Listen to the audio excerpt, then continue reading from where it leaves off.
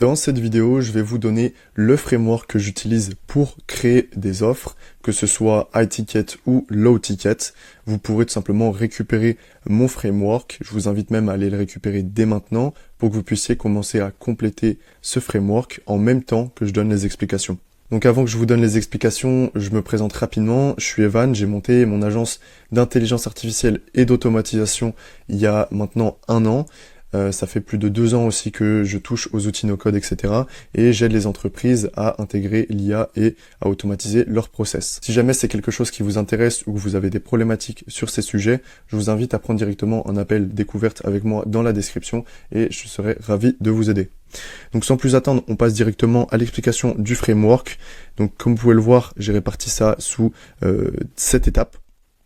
Donc il faut savoir, donc je l'ai précisé également ici, que ce framework, les gars, je l'ai pas inventé de zéro.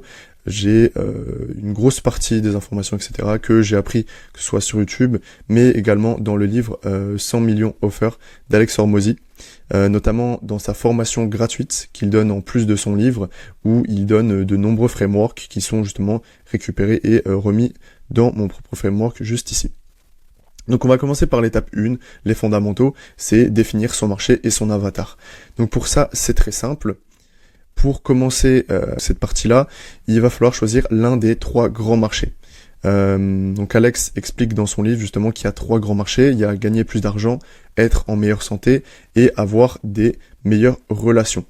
Donc une fois que vous avez choisi ce grand marché, je tiens également à préciser déjà que ce framework est applicable à tout type d'offre, tout type de business. C'est vrai que je suis plus orienté IA et automatisation, mais si vous êtes dans une autre niche, ça peut totalement vous aider. Nous, dans le cas d'intelligence artificielle et d'automatisation, vous allez le voir, j'ai pris des exemples orientés autour de ça. Eh bien, on est plus autour de gagner plus d'argent. Donc c'est souvent le marché sur lequel on va se positionner, mais vous pouvez voir qu'il y a également d'autres marchés. Il va falloir ensuite choisir son sous-marché. Donc ce sous-marché, vous allez pouvoir le choisir en identifiant plusieurs points, notamment la douleur. Donc vous allez devoir identifier un problème qui est urgent et douloureux et que votre audience cherche tout simplement à résoudre. Donc ça, c'est important. Vous allez également devoir vous assurer que votre sous-marché est prêt à dépenser de l'argent pour résoudre ce problème et qu'il possède également cet argent. Vous allez également devoir vérifier si c'est facile de contacter, de trouver ces personnes. Et vous allez également devoir vérifier si ce sous-marché est en pleine expansion, qu'il y a un développement ou que voilà, tout se porte bien du moins pour ce sous-marché. Et enfin, petit bonus, si jamais vous avez de l'expérience sur ce marché, donc si vous avez fait par exemple un stage en agence immobilière, eh bien c'est quelque chose qui peut être à prendre en compte parce que vous avez déjà une connaissance des potentielles problématiques et points de douleur auxquels font face ces personnes. Donc ça, c'est très important. Donc un exemple de sous-marché dans la section gagner plus d'argent, ça pourrait être typiquement les dirigeants de petites entreprises physiques qui gèrent toutes leurs actions de leur e-commerce à la main. Donc vous allez voir, ça c'est un peu l'exemple que j'ai utilisé tout au long donc, de ce framework pour vous présenter les différents points. Donc une fois que vous avez choisi votre sous-marché, donc nous on l'a, vous allez d'abord devoir décrire votre avatar. C'est important vraiment de comprendre à qui est-ce que vous vous adressez, parce que c'est essentiel lorsque vous allez faire vos propositions de valeur, etc. Et donc pour ça, on va définir notre avatar. Donc voici un petit exemple de définition d'avatar. C'est très simple, vous pouvez aller beaucoup plus loin, mais c'est pour vous donner un exemple assez concret. Donc, je le répète ici, dirigeant d'une petite entreprise physique. Ici, caractéristiques des produits. En gros, donc, il vend des produits physiques via une boutique en ligne, Shopify, WooCommerce, etc. Il traite plus de 50 commandes par jour.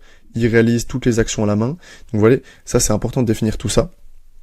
Parce que si la personne ne correspond pas à ça, c'est-à-dire qu'elle ne fait pas partie de notre avatar, et donc on n'a pas forcément d'intérêt à aller en appel de vente avec, ou aller en appel de découverte, parce que on va tout simplement pas pouvoir lui vendre notre service. Ou du moins, si on arrive à lui vendre notre service, elle n'aura pas les résultats escomptés, parce que elle n'est pas totalement concernée par ça. Donc c'est pour ça que c'est super important. Et enfin, on a donc l'objectif et la douleur. Donc là, j'ai mis souhaite gagner du temps sur les tâches répétitives à faible valeur ajoutée. Exemple, gestion des commandes, suivi client, support après-vente, etc. pour réduire les coûts opérationnels et être plus efficace. Donc voilà un peu pour ce qui est de l'objectif et la douleur. Et un exemple de promesse qu'on pourrait faire, c'est automatiser l'intégrité de votre process de commande et de support client sans embaucher de personnel supplémentaire, ni investir dans une refonte coûteuse de vos systèmes existants. Donc voilà un peu comment est-ce qu'on peut définir l'avatar avec les objectifs, les douleurs, les exemples de promesses. Vous pouvez mettre énormément d'autres points, type la nationalité, etc. Enfin, il y a énormément de choses à mettre en place. L'âge, le profil, enfin... Voilà, il y a énormément de choses à mettre en place, mais déjà si vous avez ça, c'est super important et c'est largement suffisant. Donc, à ce moment-là, vous avez déjà défini votre marché et votre avatar, comme quoi ça peut aller assez vite. Honnêtement, je vous conseille de mettre pause tout au long de la vidéo pour que vous puissiez justement prendre le temps de réfléchir, de mettre en place les différentes étapes que je vais vous présenter. Et donc, on passe directement à l'étape 2. Où on va venir lister les problématiques en fait de notre avatar. Donc d'où l'importance d'avoir une certaine expertise quand même dans les marchés ou les sous-marchés où vous allez vous orienter. Et donc pour vous expliquer rapidement, tac. Donc dans cette étape, on va identifier donc tous les obstacles et problèmes, même les croyances limitantes que notre avatar pourrait rencontrer, en cherchant à atteindre son objectif. Et donc là, notre objectif, c'est d'automatiser l'intégralité du process de commande et du support client sans embaucher de personnel supplémentaire ni investir dans une refonte coûteuse des systèmes existants de notre avatar. Donc ça, c'est super important. Donc c'est vraiment sur ça qu'on va se baser. Et on va donc passer aux différents exemples. Donc là, je vous ai sorti plein d'exemples. On va pas tous les voir, je vous rassure, parce que voilà, ça prend trop de temps. Mais dans tous les cas, tous ces exemples-là, tout le texte, tout ce que vous voyez en fait dans cette vidéo, vous l'aurez dans le framework. Donc si vous l'avez déjà récupéré, tant mieux. Sinon, vous pourrez les récupérer après la vidéo. Donc ici, on va voir tout simplement donc les différents problèmes. Donc j'en ai énuméré plusieurs. Voilà, il faut en énumérer beaucoup plus. Hein. Il faut vraiment pas vous limiter. Aidez-vous de ChatGPT. Tout ce que je vous montre là, ça peut être réalisé avec ChatGPT. Vous lui donnez les explications. Vous faites toute la recherche avec ChatGPT, les gars. Vous pouvez tout faire avec ChatGPT. Hop, si vous avez clairement la flemme de réfléchir, c'est possible. Après, prenez en compte que c'est de l'IA, donc il y aura peut-être des choses qui vont oublier. Donc, n'oubliez pas non plus de brancher votre cerveau des fois et de l'utiliser également pour corriger ou améliorer ce que vous sort ChatGPT. Mais une grosse partie est faisable avec ChatGPT, du moins sur la partie réflexion. Donc, ici, le premier problème que j'ai énuméré, par exemple, c'est le dirigeant, il passe plusieurs heures par jour à traiter manuellement les commandes. Du coup, il perd énormément de temps en fait à traiter les commandes et donc il se concentre pas sur le centre de son métier, qui n'est pour le coup pas préparateur de commandes. Et en croyance limitante, donc ce qu'il pense sûrement, c'est que automatiser un process, ça coûte cher, ça demande de l'expertise, ou ça doit demander d'embaucher quelqu'un et ça coûte très cher. Voilà, ça c'est la première problématique que j'ai énumérée. La deuxième, par exemple, c'est le suivi des commandes et la gestion des retours. C'est des tâches qui sont chronophages, donc ça crée de la frustration, ça retarde les traitements des nouvelles commandes, etc. Et si c'était automatisé, ça pourrait faire gagner énormément de temps et améliorer les délais de livraison, justement. Et donc, en croyance limitante, la personne elle pourrait croire justement que les automatisations, c'est pas assez flexible, ça coûte cher si jamais on veut modifier certaines choses, ça peut peut-être nuire aussi à la satisfaction des clients, etc. Donc ça c'est un peu pour la deuxième problématique. Je vous laisse mettre pause à la vidéo et lire les autres problématiques si ça vous intéresse. Et on va pouvoir passer directement à la suite. Mais je pense que vous avez compris un peu le type de problématique qu'il faut relever, les types de croyances limitantes. Il faut vraiment aller comprendre en profondeur son avatar. Donc ça c'est super important. Hop. Une fois que justement vous avez listé les problèmes, vous allez pouvoir les transformer donc en promesses. L'objectif, c'est tout simplement de rajouter comment, donc le mot comment, devant chaque problème et reformuler la phrase pour qu'elle soit plus prometteuse. En fait, en faire une promesse, tout simplement. Donc pour ça, je vous ai rédigé quelques exemples. Donc ici, vous voyez, là c'est pareil. Donc en gros, j'ai repris chaque problème que j'avais énuméré avant et je suis venu rajouter la promesse juste ici. Donc là, si on reprend notre premier problème, donc comme quoi le dirigeant, il passe plusieurs heures à traiter tout ça et il se concentre pas sur son cœur de métier. Eh bien, la promesse qu'on pourrait faire, c'est comment automatiser le traitement de vos commandes sans avoir besoin d'expertise technique, ni d'embaucher un consultant coûteux. Et donc, voilà, ça c'est typiquement une promesse qu'on peut faire pour régler ce problème-là. Ensuite, ici, le deuxième problème, donc pour le suivi des commandes, etc., que ça peut retarder les traitements des nouvelles commandes, eh bien, j'ai mis une promesse, ça peut être comment automatiser le suivi des commandes et la gestion des retours tout en conservant la flexibilité nécessaire pour maintenir une haute satisfaction client. En gros, littéralement, voilà, comment est-ce qu'il peut automatiser tout ça tout en ayant la possibilité de faire des modifications si besoin et de garder ses clients bien satisfaits. Donc voilà un peu le type de promesse que vous pouvez faire, là, vous voyez, j'en ai mis d'autres ici, donc vous pourrez aller consulter tout ça ou mettre pause à la vidéo. Donc une fois qu'on est arrivé donc à cette étape 3, on a déjà donc défini son avatar, défini son marché, on a listé nos problèmes et on a transformé ces problèmes en promesses. Maintenant, pour chacune de ces promesses, on va devoir tout simplement trouver des solutions.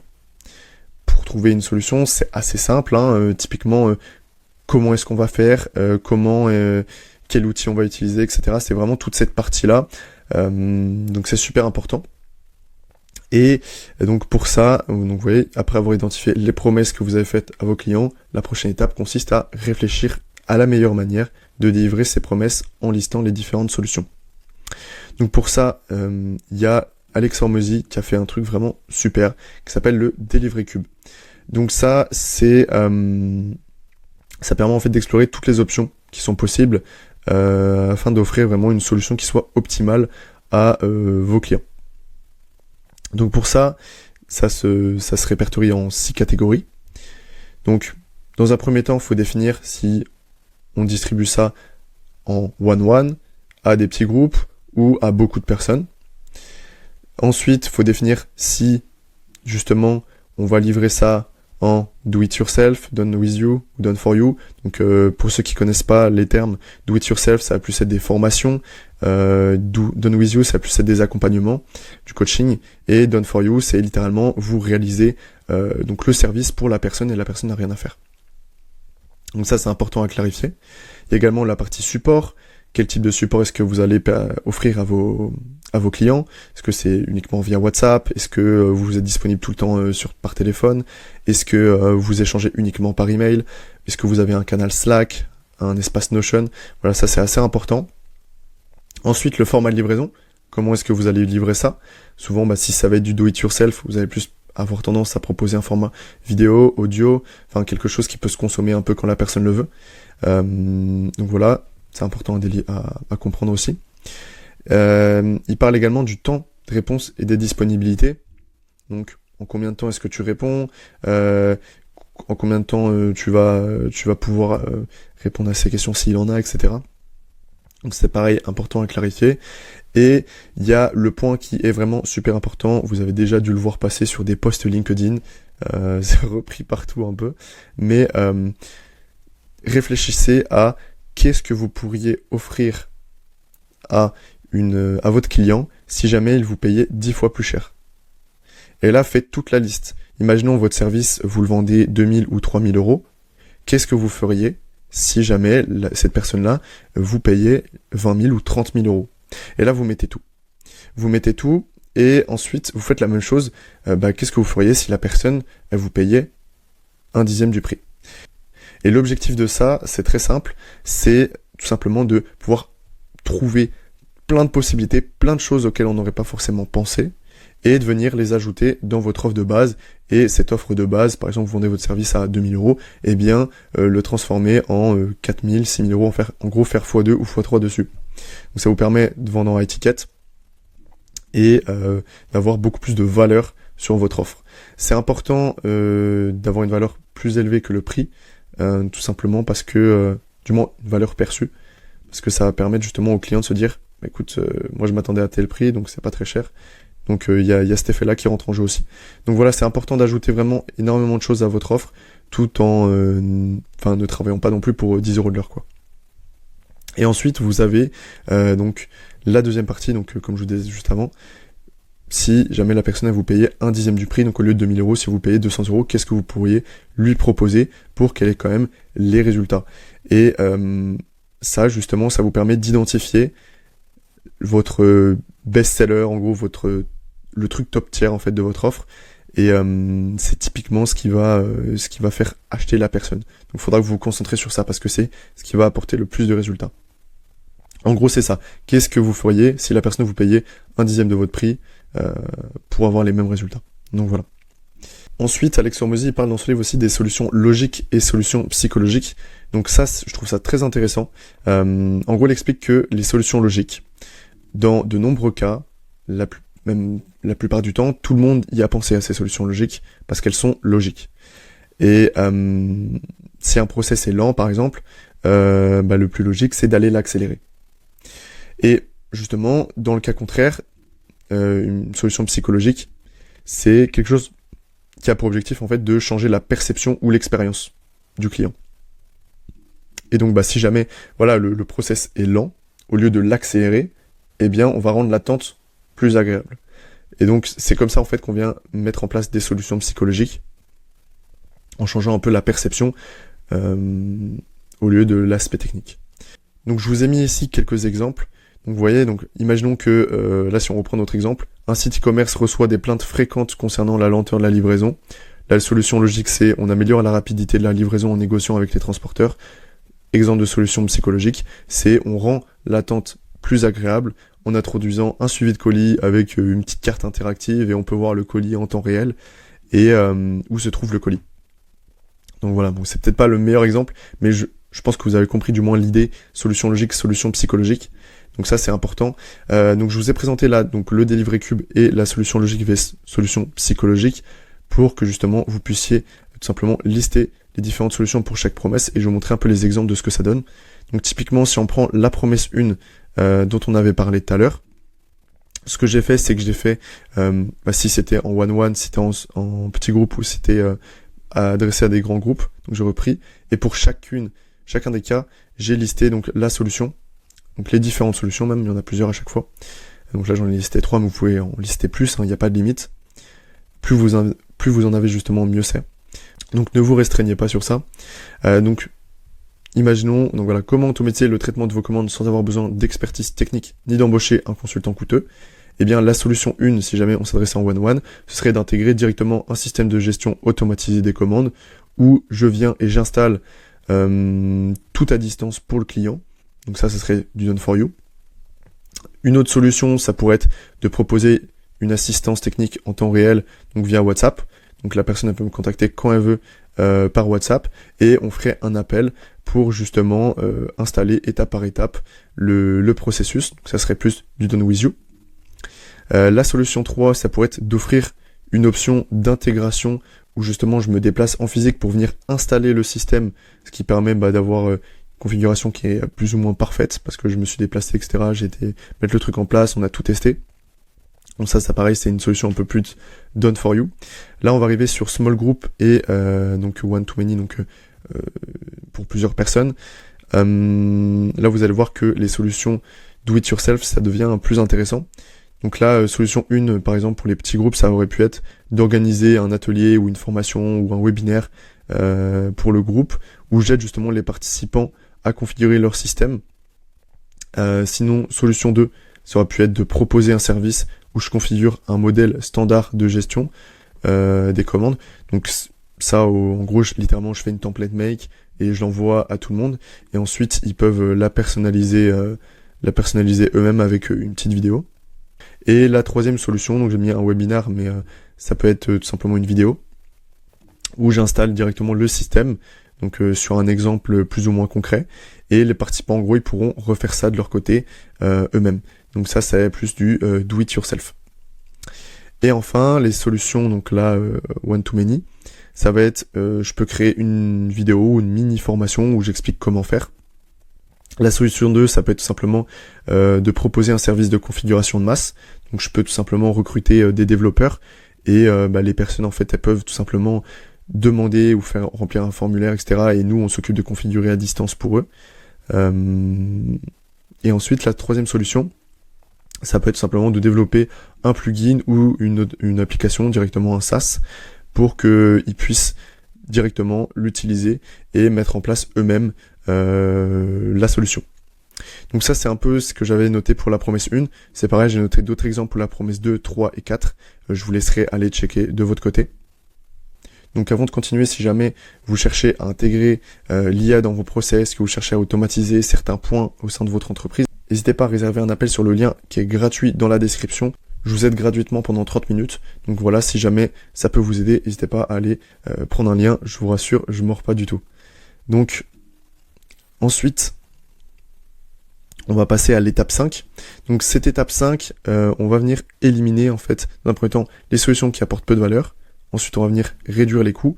Et enfin, on va venir supprimer et regrouper les différentes solutions. Donc pour éliminer les solutions qui apportent peu de valeur, ce qu'on va faire, c'est qu'on va les définir selon 4 critères. Et en fonction de ces critères, si elles y répondent ou non, eh bien on va les éliminer. Donc le premier critère, c'est tout simplement, est-ce que cette solution aide-t-elle fortement à atteindre l'objectif promis? Donc est-ce que ça permet de contribuer directement à l'atteinte de l'objectif du client? Sinon, on peut la virer. Est-ce que cette solution, elle est crédible? Est-ce que la solution, elle est réaliste? Est-ce qu'elle est faisable pour le client? Est-ce que ça semble pas trop complexe ou pas trop compliqué? Si c'est le cas, on la vire. Est-ce que elle prend beaucoup de temps ou apporte des résultats qui vont arriver que dans plusieurs mois, plusieurs années? Donc souvent, les solutions qui apportent des résultats au bout d'un certain temps et du moins beaucoup de temps, ça donne pas forcément envie, ça réduit l'urgence.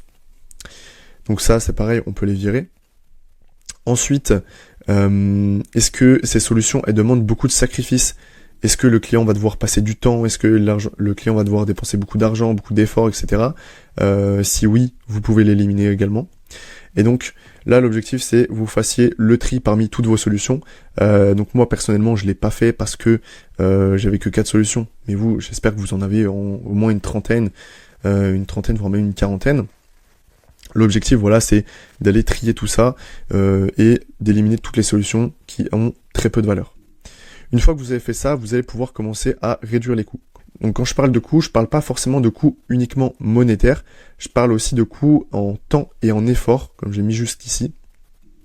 Donc combien de temps est-ce que vous allez passer à réaliser cette solution? Et si le coût est élevé, eh bien ce que vous pouvez faire, c'est tout simplement la supprimer également. Ou trouver un autre moyen de réaliser cette solution. Donc là, ce que j'ai fait, c'est que c'est pareil, j'ai fait la même chose pour les promesses 1, 2, 3, 4 que j'avais énumérées tout à l'heure. Donc là, si jamais on reprend la promesse 1, donc la solution que j'avais retenue, c'était intégrer directement un système de gestion automatisée des commandes où du coup, j'installe tout moi-même à distance pour le client. Le coût actuel, il est forcément très élevé en termes de temps parce que c'est moi qui m'occupe de tout. Et donc j'ai besoin de tout faire à chaque fois pour chaque client. Et donc j'ai réfléchi à comment est-ce que je pourrais réduire potentiellement ce coût. Donc la première alternative, ça va être de créer un guide vidéo détaillé avec des étapes faciles à suivre pour installer le système et fournir un support via WhatsApp pour les questions. Donc ça c'est assez utile parce que justement le client il pourra l'installer lui-même. Et la deuxième alternative que j'avais trouvée, c'est de proposer des templates préconfigurés qui s'adaptent aux principales plateformes, donc type Shopify, WooCommerce, etc. Et donc ça me permettrait justement d'avoir juste à dupliquer ces templates et j'aurais juste besoin de venir modifier 2-3 petits trucs et au moins l'installation sera faite. Donc la solution modifiée, ça pourra être typiquement créer une formation vidéo avec des templates préconfigurés pour la gestion automatisée des commandes, ainsi que la mise à disposition d'un support WhatsApp en cas de question ou besoin d'ajustement. Donc en gros, ce que je propose de faire là, c'est littéralement, je fais une formation, le client il la regarde, il peut récupérer les templates, donc ça lui fait gagner énormément de temps sur la mise en place. Donc ça c'est pareil, c'est comme des solutions avec peu de valeur, tu vois. Est-ce que ça demande beaucoup de sacrifices? Et bien là, on diminue énormément le temps et investi simplement par le client pour mettre en place le système. Et on reste quand même disponible via WhatsApp pour que la personne puisse tout simplement récupérer notre contact et venir nous contacter en cas de besoin ou de questions. Donc j'ai fait ça pour les promesses 2, 3, 4, vous pouvez les reprendre ici, je vous laisserai aller voir de votre côté sur la template. Ensuite, on arrive donc à la partie supprimer, regrouper les différentes solutions. Donc là, c'est très simple. Ici, vous avez éliminé énormément de solutions, donc toutes les solutions qui n'apportaient pas de valeur. Ici, vous avez réduit les coûts, donc tout ce qui vous prenait du temps, etc., eh bien, ce n'est plus le cas. Et maintenant, il va falloir que vous supprimiez ou regroupez les différentes solutions. Donc, en suivant les différents points. Donc, si par exemple, vous avez deux solutions qui sont plus ou moins identiques, eh bien, vous allez pouvoir les combiner. Si deux solutions qui peuvent être combinées et qui ne perdent pas forcément de valeur une fois combinées, vous allez pouvoir les combiner. Si vous avez deux solutions qui apportent la même valeur, mais que l'une coûte plus que l'autre, eh bien, vous allez pouvoir éliminer celle qui coûte le plus. Et en faisant ça, vous allez réduire énormément votre nombre de solutions. Et l'objectif, bah voilà, c'est de sortir donc votre liste de solutions simplifiées. Donc là, moi, je l'ai pas fait parce qu'encore une fois, j'avais que 4 pour l'exemple. Donc une fois que vous aurez fait ça, l'objectif, c'est d'avoir entre 5 et 10 solutions, plus ou moins. Et donc, ces solutions-là vont tout simplement constituer votre offre. Une fois que vous avez ça, vous avez déjà le corps de votre offre, tout simplement. Et là, on va venir embellir cette offre avec donc la rareté, l'urgence et la garantie. Je vais vous expliquer comment est-ce que vous pouvez mettre ça en place et typiquement comment mettre en place une bonne garantie. Donc là, l'objectif de la rareté, c'est simplement d'augmenter le désir et la demande pour votre offre.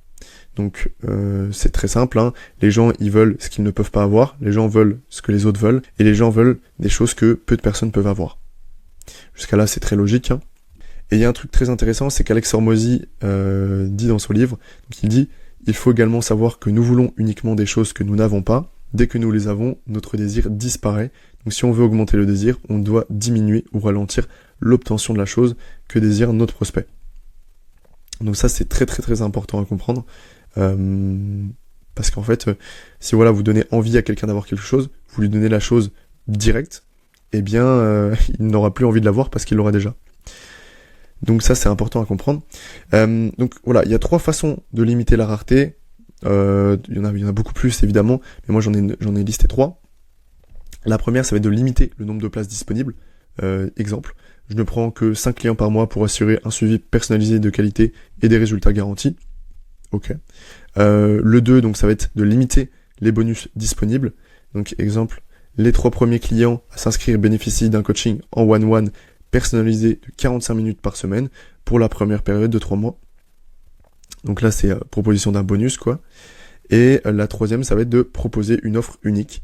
Donc je propose une intégration complète de votre système de commande automatisé avec support 24/7 pendant 1 mois uniquement pour les 3 premières entreprises. Donc voilà un peu des exemples de ce que vous pouvez faire en termes de rareté. Il y a un truc quand même important, donc je vous l'ai mis là, attention.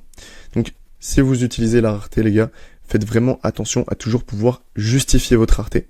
Parce que si jamais vous justifiez pas votre rareté, la personne elle va le sentir direct, elle va sentir la douille et vous allez simplement perdre sa confiance, perdre la vente, perdre le client. Donc c'est ce que j'ai mis ici. Il faut mieux ne pas mettre de rareté et garder la confiance de votre prospect plutôt que mettre une mauvaise rareté et perdre sa confiance. Donc ça c'est très important. Donc moi la rareté que j'ai pris, donc en reprenant l'exemple que j'ai depuis le début avec mon avatar, c'est le programme d'automatisation est ouvert uniquement pour 5 entreprises par mois. Une fois ces places remplies, je fermerai les inscriptions pour me concentrer sur l'optimisation des résultats de chaque entreprise. Donc voilà, là ça permet de montrer, vu que c'est plus ou moins du done with you, done for you, la plupart des solutions que j'avais énumérées, eh bien c'est logique que je limite les places parce que c'est quelque chose qui demande énormément de temps. Donc voilà un peu comment est-ce que vous pouvez mettre la rareté. L'urgence c'est un peu la même chose, c'est-à-dire que comme pour la rareté, donc voilà, si vous avez rien de crédible, ne mettez pas d'urgence tout simplement. Ça risque de vous mettre plus de bâtons dans les roues qu'autre chose. Donc j'avais énuméré, donc là j'ai mis 2 façons, mais c'est 3 en fait. 3 façons de faire ressentir l'urgence, il y en a évidemment beaucoup plus. Vous pourrez même vous amuser à mélanger rareté plus urgence pour créer des choses vraiment intéressantes. Donc il y a la prévente. Proposer la possibilité d'acheter avant que le produit soit créé pour avoir une réduction, etc. Et il y a les événements, donc quand c'est les périodes de soldes de Noël, les rentrées scolaires, etc. Il y a proposer des accès limités pendant une certaine période, donc j'en sais rien, par exemple la semaine prochaine, pendant une semaine, vous avez moins 50% sur une formation. Donc voilà quelques exemples. Donc profitez de la prévente avec un tarif réduit pour bénéficier de moins 50% sur le prix final. Le tarif doublera après le lancement officiel du programme et vous mettez la date. À l'occasion de la rentrée, bénéficiez d'une réduction exclusive de 20% sur le programme pour toute inscription avant la date et vous mettez pareil la date. Donc ça c'est des exemples, il y en a évidemment plein. Donc voilà. Et moi, l'urgence que j'ai mis, c'est vous pouvez rejoindre le programme d'automatisation au prix actuel jusqu'aux dates. Après cette date, le tarif augmentera de 50% en raison de la forte demande. Petit tips que je voulais vous partager justement. Donc pour savoir si votre rareté et votre urgence elles fonctionnent, demandez-vous si vous aviez été face à votre offre, est-ce que vous auriez eu l'impression de passer pour un con ou non? Si oui, n'appliquez pas votre urgence, pareil pour la rareté. Voilà, si vous avez eu l'impression d'être pris pour un con, si jamais vous mettiez à la place du client, évitez. Évitez, si le client, voilà, il voit que vous mettez de la rareté ou de l'urgence uniquement pour mettre de la rareté et de l'urgence, il va se sentir un peu offusqué, etc. Donc c'est vraiment mauvais. Donc, quitte à mettre quelque chose de mauvais, autant ne rien mettre. Et donc maintenant, on va passer donc sur la garantie. Donc la garantie, c'est super puissant. Ça permet vraiment de changer une offre de A à Z, quoi. C'est vraiment très efficace. Et donc, pour créer votre offre, vous pouvez utiliser la structure suivante. Donc ça, c'est la structure que présente Alex Hormozy dans son livre. Donc, si tu n'obtiens pas X résultat en Y temps, je ferai Z. Donc, je vous donne quelques exemples.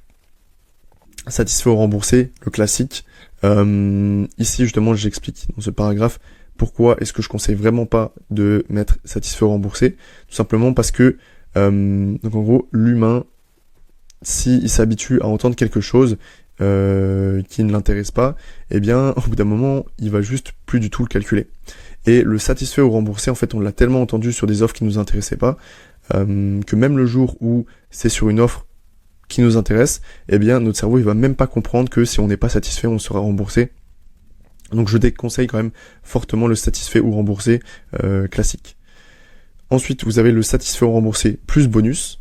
Donc ça, par exemple, vous achetez, vous testez, si vous n'êtes pas satisfait, on vous rembourse et on vous offre un bonus supplémentaire pour votre temps. Donc un exemple, ça pourrait être si vous n'êtes pas satisfait de notre service d'automatisation, je vous rembourse et je vous offre un audit gratuit de vos process actuels. Donc ça peut être un exemple de garantie. Ensuite, il y a également les garanties au résultat. Donc voilà, ça c'est très puissant. Donc si vous n'économisez pas 100 heures dans les 6 mois, je vous rembourse ou je continue à optimiser votre automatisation jusqu'à ce que vous atteigniez ce résultat.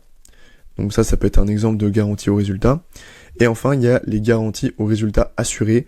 C'est l'offre la plus risquée mais la plus puissante de toutes parce qu'on l'entend très rarement. C'est exemple typique, je travaillerai avec vous en direct jusqu'à ce que vous ayez automatisé l'intégralité de votre processus de gestion des commandes et support client. Donc en fait, tant que la personne elle n'a pas atteint le résultat promis, eh bien vous continuez de travailler pour elle, tout simplement. Donc ça permet à la personne de s'assurer d'avoir un résultat et de pas s'inquiéter pour les coûts liés à ça. Donc c'est très fort. Ensuite donc petit tips justement, c'est ultra intéressant de nommer votre garantie parce que ça permet justement de vous différencier de la masse. Si vous lâchez justement par exemple un satisfait ou remboursé, ça peut vite tomber dans les oubliettes. Et donc pour éviter ça, moi personnellement, j'ai donné comme nom à ma garantie, c'est rentable ou remboursé. Donc ma garantie, c'est celle-ci. Si vous n'économisez pas au moins 100 heures dans les 6 mois suivant l'intégration de mon système d'automatisation, je vous rembourse intégralement. Et en gros, ça permet au client de se dire, j'ai aucun risque financier parce que soit je suis remboursé par le temps que j'ai économisé, soit je suis remboursé par la personne parce qu'elle a pas réussi à me faire atteindre le résultat promis. Ça lui permet également de dépenser presque zéro effort parce que mon offre c'est principalement du done for you et ça permet également de dépenser zéro temps à fournir, encore une fois parce que c'est du done for you. Donc ça c'est très intéressant pour le prospect. Pas de risque financier, pas d'effort, pas de temps à fournir, implémentation très rapide. Donc ça c'est un exemple de très bonne garantie. Et enfin, on arrive sur la 7e étape. La 7e étape qui explique tout simplement comment est-ce que vous pouvez nommer votre offre. Donc pour ça, c'est très simple. Il va falloir que vous utilisez 4 ingrédients différents. Donc c'est 4 ingrédients que donne Alex Hormozy. Je vous ai mis des exemples à chaque fois pour chacun. Donc dans un premier temps, vous allez pouvoir préciser votre cible. Est-ce que c'est un e-commerçant? Est-ce que c'est une agence de marketing, etc. Ensuite, vous allez pouvoir justement donner l'objectif que vous promettez. x2 le nombre de rendez-vous, gagner 10 000 euros, automatiser à 100% le SAV, etc. Ensuite, vous allez pouvoir donner un intervalle de temps. Donc 6 mois, 7 jours, 30 minutes par jour, etc. Et enfin, vous allez pouvoir utiliser un mot-clé qui indique que votre offre contient plusieurs éléments. Donc, un système, méthode, challenge, programme, écosystème, etc. Donc ça, c'est un peu un bric-à-brac de tout ça. Vous n'êtes pas obligé d'utiliser les 4 points pour nommer votre offre, mais plus vous mettez de points, plus c'est puissant. Et typiquement, le nom de mon offre que j'ai trouvé, c'est e-commerce, automatiser votre gestion des commandes et du support en 7 jours avec notre système complet. Et donc, c'est très simple. Hein. Ici, système complet, on vient justement utiliser donc ce terme-là. En 7 jours, on vient justement donner l'intervalle de temps. Ici, e-commerce, on vient préciser notre cible et on donne également l'objectif, automatiser votre gestion des commandes et du support. On pourrait même ajouter des trucs, automatiser à 100% votre gestion des commandes, e-commerce générant plus de 50 000 euros par mois de chiffre d'affaires. Ça peut être des trucs comme ça en fait à rajouter. Ce serait même cool à rajouter. Mais voilà, vous avez un exemple au moins de ce à quoi ça peut ressembler. Donc voilà pour cette petite vidéo. Si jamais vous avez besoin d'intégrer des solutions IA ou tout simplement d'automatiser certains process au sein de votre business, vous pouvez réserver un appel en bas de la vidéo. C'est gratuit les gars. Je mords pas, je vous aiderai gratuitement sur ça. Donc n'hésitez pas à y aller. Vous pouvez télécharger encore une fois le lien du framework dans la description. Si jamais vous avez des questions, vous avez l'espace commentaire ou vous pouvez même rejoindre mon Discord. Il y a plus de 1000 membres maintenant. Donc n'hésitez pas à aller y faire un tour. Je vous laisse sur ça. J'espère que ce nouveau format vous aura plu. J'essaie de faire quelque chose qui me prend beaucoup moins de temps en termes de création de contenu. Donc dites-moi si ça vous plaît, le fait de pouvoir récupérer voilà ce que je présente pendant la vidéo, le fait que je présente ça sur un Notion, le fait qu'il y ait beaucoup moins de montage. Dites-moi un peu votre avis sur ça, je suis curieux de savoir pour ceux qui sont encore jusqu'à la vidéo. D'ailleurs si vous avez été jusqu'à là, n'hésitez pas à mettre un mot, faut qu'on trouve un petit mot, vous mettez framework dans la description par exemple, framework ou goat ou je sais pas. Mettez le mot framework dans la description, comme ça les gens vont pas trop savoir si c'est juste en rapport avec le framework ou non.